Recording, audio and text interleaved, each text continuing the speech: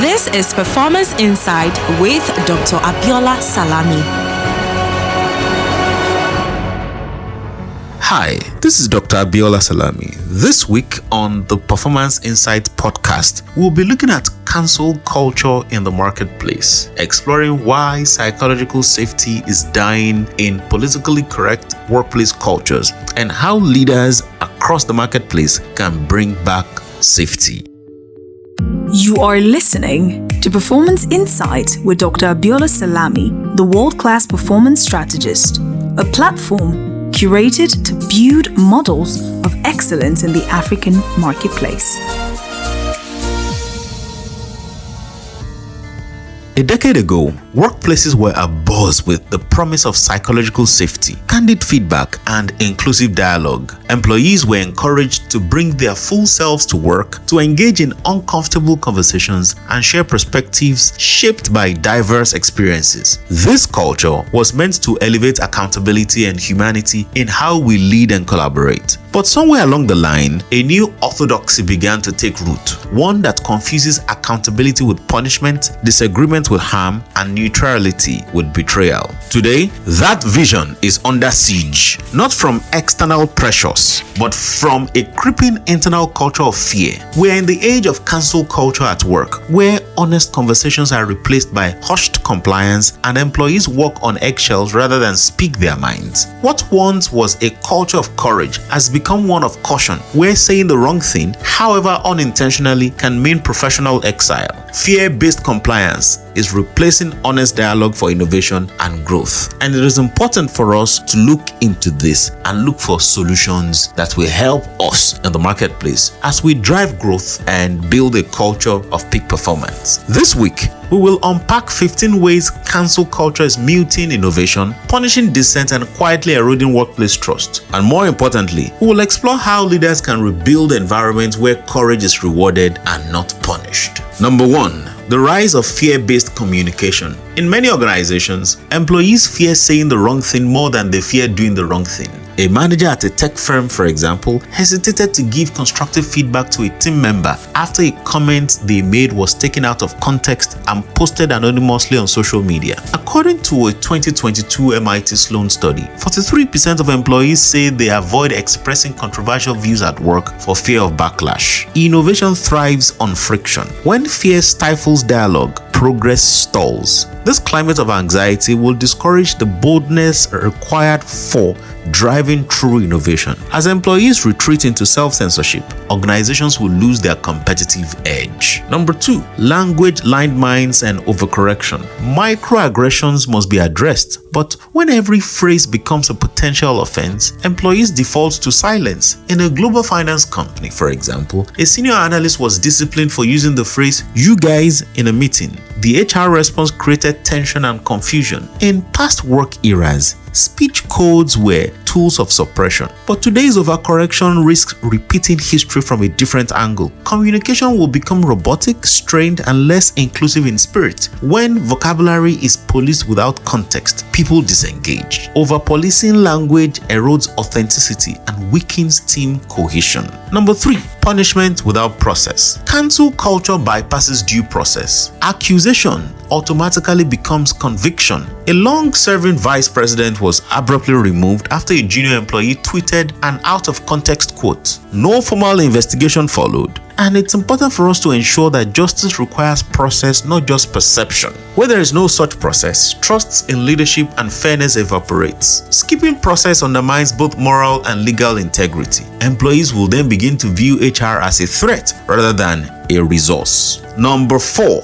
the silent exodus of high performers. High performers who thrive on challenge and candor are quietly exiting companies where honesty is punished. A top engineer, for example, at a biotech firm, resigned after his concerns about product design was dismissed as insensitive. Gallup data reveals that 1 in 5 high performers report feeling culturally misaligned in politically charged workplaces. As we promote cancel culture, the best people though present in person, will first switch off and eventually leave the organization because the culture stays broken. These exits are often unnoticed until productivity declines. Remaining team members are demoralized by the loss of outspoken contributors. So it is important for us to observe the silent exodus of high performance on our team due to cancel culture that we continue to promote. Number 5. Weaponization of DEI language. Diversity initiatives are essential, but in some companies, diversity, equality and inclusion language is used as a sword, not a bridge. It was reported that a marketing director suggested a campaign adjustment and a team member accused this marketing director of cultural insensitivity, and leadership sided with the optics over dialogue. They sided with the team member that accused this marketing director of cultural insensitivity instead of coming to dialogue to have conversations and see how they can decide on the best way forward. Except we pay attention, DEI will become performative and real inclusion becomes impossible. True equity requires honest feedback and shared standards. When weaponized, DEI loses credibility and impact. Number 6, the decline of feedback culture. Feedback is the heartbeat of performance. Feedback is the breakfast of champions, but cancel culture replaces it with passive-aggressive silence or public shaming. A project manager, for example, stopped giving feedback after being labeled abrasive for a well-documented critique. Deadlines slipped and no one said why. Cancel culture kills coaching efforts. Mediocrity replaces momentum and managers fear being misinterpreted and they withdraw. When that happens, employees lose valuable developmental input.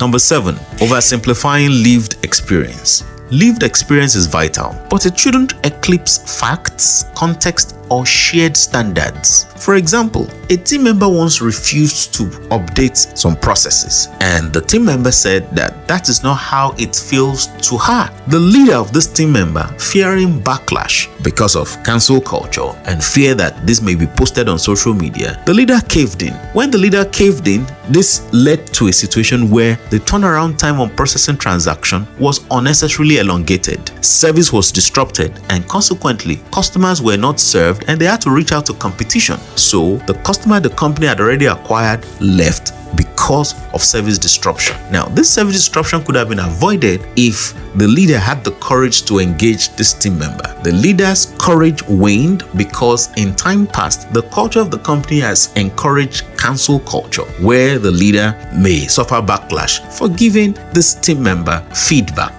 The best organizations blend emotional truth with operational reality. Standards collapse when feelings override facts. Emotional narratives are important, but they need balancing. Sustainable decisions require collective reasoning, not over-sanctifying lived experience. Number 8, the tyranny of anonymous feedback. Anonymous channels are critical, but in cancel cultures, they become tools for retribution. For example, an anonymous employee feedback form was used to accuse a department head of being unapproachable. Without details or dialogue, this leader was reassigned. Fear grows, accountability disappears, and without context, anonymous comments sow mistrust. Leaders become reactive instead of responsive. In 2023, a Harvard Business Review survey found that anonymous feedback is 37% more negative and 3 times more likely to lead to HR escalations. So it is important that we check this even in our organization. Number 9, performative outrage and social capital. In some companies, outrage is a career move. The moment you are bold enough to say whatever it is you want to say, however how untrue that is, some people will support and validate the acclaimed courage and put the spotlight on the individual that is supposed to be groomed, corrected, coached, and mentored. Employees in those kind of organizations will build influence by policing others. For example,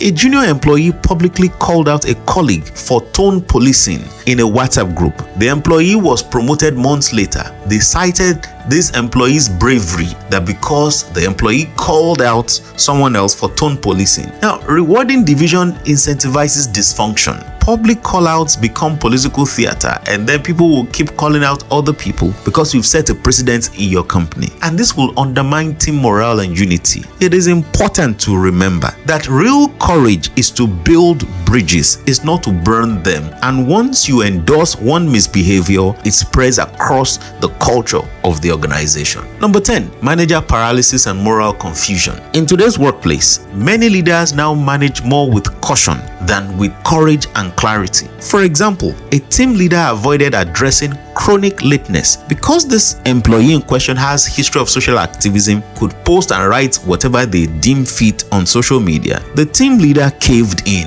and of course the rest of the team grew resentful. So it is not just this employee that now has chronic lateness. Other members of the team are now following suit because cultural credibility crumbles when managers fear accountability. When standards are not enforced, resentment grows, trust erodes both upward and literally, and it is important for leaders to develop this courage and for the organization to promote a culture of accountability. Number 11, ideological uniformity replacing intellectual diversity. When cancel culture punishes deviation, the team will lose their edge. The other day, a senior leader asked whether DEI targets could coexist with meritocracy, and many people branded that suggestion as being elitist.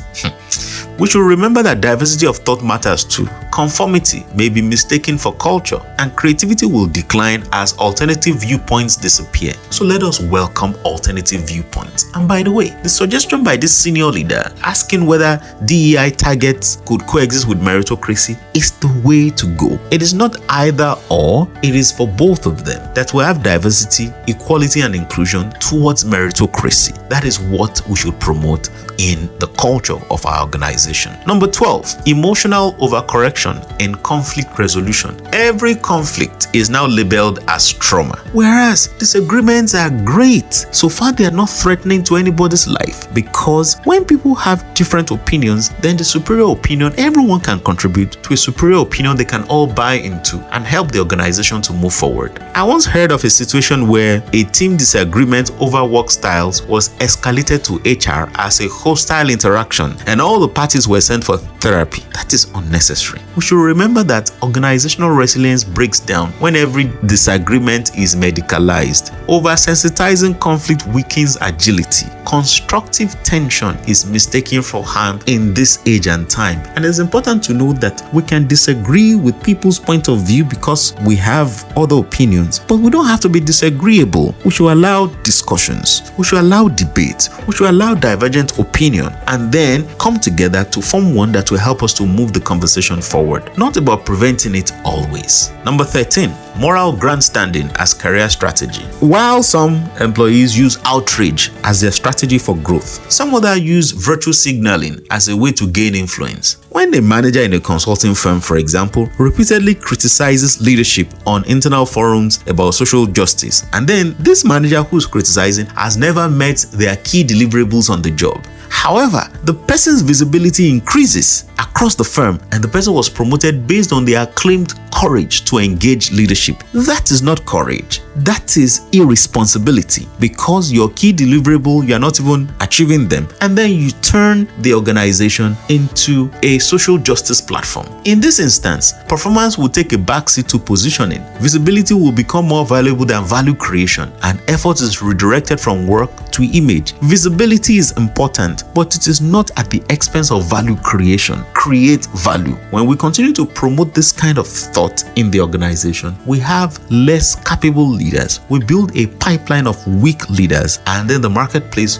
will be in for a disaster in the future. Number 14, the disappearing middle ground. In cancel culture, neutrality is treated as betrayal. A leader who chooses to stay out of an online political debate could be accused of being complicit, whereas middle ground thinkers are often the most constructive voices because they are neither leaning to the far left or to the far right. And the consequence of a disappearing middle ground is that binary thinking replaces balanced leadership, compromise is framed as weakness, and dialogue becomes all or nothing. It is important for us to know that there is need for balance. When there's a new idea cropping up, it is important that we appraise that idea based on the values of the organization, based on the demands of the marketplace, based on our long-term vision of sustainable performance for the organization. And finally, number 15, burnout from emotional hypervigilance. Employees are exhausted from constantly watching what they say, how they say it, and who might misinterpret it. A 2023 Deloitte Wellbeing report revealed a 28% increase increase in emotional fatigue amongst employees in organizations with hyper-politicized cultures. A manager once said, "It is easier to say nothing at all than to say something and be judged." Now, this prevents the organization from fully utilizing the talent that the organization has, because when there is hypervigilance, people will cave in, and this will lead to silence, disengagement, emotional flight, and employees will operate in survival mode rather than operating in a strategic mode, and long-term trust and loyalty will be damaged. In conclusion, let us remember, cancel culture didn't start with malice. It began with good intentions, accountability, inclusion, and giving people a voice. But it has morphed into a system where fear trumps feedback and self-righteousness silences sincerity, and now it is called cancel culture. So, how do we restore balance? Because balance is the most important thing in all of this. Progress should not come at the cost of paranoia, and these are the things leaders must do to ensure that we strike a balance and we rid our workplaces of cancel culture. Number one is you want to ensure you reward transparency, not just alignment. Not just because people align with your opinion or align with another opinion. Reward transparency. Number two, distinguish offense from harm. There should be a clear-cut difference between what is an offense and what is harmful in the workplace. Number three, train your teams on disagreements with dignity. Let them know that they can disagree with dignity. When they are disagreeing with the thought or what someone is sharing, not necessarily that they are disagreeing with that individual. And finally, let us create space for re-entry, not just to exile team members, right? So somebody has done something inappropriate or the person leaves the organization. Let us give them an opportunity to come back to ensure that yes, they've learned, they can add more value. And this is really important because brave cultures are not built on silence. They are built on truth. They are built on grace and the courage to engage. And this engagement is with both firmness and kindness in the workplace. And it is kindness, not niceness. Not about just allowing people to behave the way they like, but about putting people on a particular lane of structure so that they understand values, they understand professionalism, so that we can build a sustainable organization and a sustainable pipeline of leaders for the future. Let us make honest dialogue the norm again in our workplace. Let us create a culture of peak performance where confidence, competence, compassion, courage, and character are the guiding lights for engagement. And if you want to audit your culture for fear-based behaviors, or you want to retrain your team on healthy conflict and psychological safety, you can contact us on +234 702666 8008 or send us an email on hello@abiolachamp.com. Always remember, I love you, I believe in you, and I look forward to celebrating your greatness. Until the next time, keep rocking your world like a champion. Thank you for listening to Performance Insights with Dr. Abiola Salami, the world-class performance strategist. This is a platform curated to build models of excellence in the African marketplace. You can follow Dr. Abiola Salami at Abiola Champ on all social media platforms or send an email to the team on hello@abiolachamp.com. For more inquiries, call 0702 666 8008.